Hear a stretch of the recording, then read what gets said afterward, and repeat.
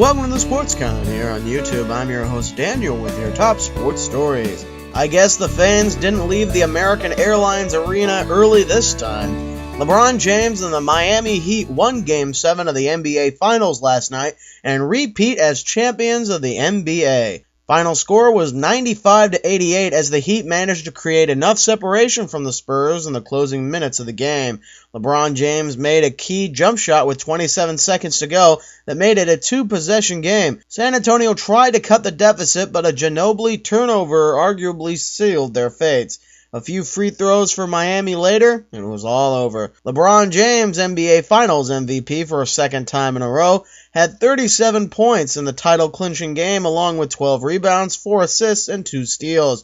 Dwayne Wade had 23 points in the game. Shane Battier came alive himself with 18, and Mario Chalmers had 14. Chris Bosh actually didn't score in this game, but did have 7 boards, 2 assists, and 1 block. It seemed like it was just Tim Duncan trying to keep the Spurs alive late in the fourth quarter. Duncan would have 24 points in the game along with 12 rebounds, 2 assists, 4 steals, and 1 block. Tony Parker only had 10 points, going 3 for 12 from the floor. Manu Ginobili did have 18, but committed 4 turnovers, with one of them being that late turnover. A great game for the most part that I watched about 50% of. But the Giants came on. But I did switch it back over for most of the fourth quarter. Anyway, big picture, because that's the only way anybody in basketball thinks. What does this title mean for the Big Three in Miami, and for LeBron's legacy? It makes them memorable, and what I mean by that is when you recount the game's history and its most notable moments along the way, this will be considered one of them. That doesn't seem like much, but it's actually a big deal. The Big Three era in Miami won't be remembered as a one-title team, that is to say, just another team on a long list of champions that will be forgotten. This series and the fact that they have won 2 titles in a row makes them noteworthy for future generations. The Heat still need to do more if they want to be considered historically great, but winning this kind of series over the Spurs helps.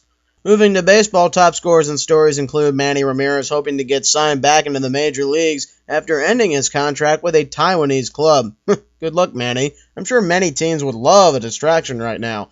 Evan Longoria homers twice as the Rays beat the Yankees 8-3. Pitcher Andy Pettitte allowed 5 earned runs while on the mound for the Yanks and receives his 5th loss of the season.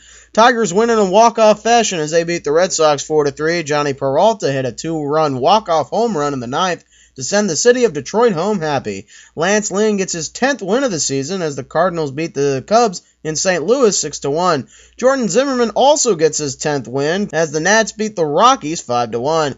And the Marlins beat the Giants at AT&T 2-1 with a 2-run triple by Marcell Ozuna in the 8th.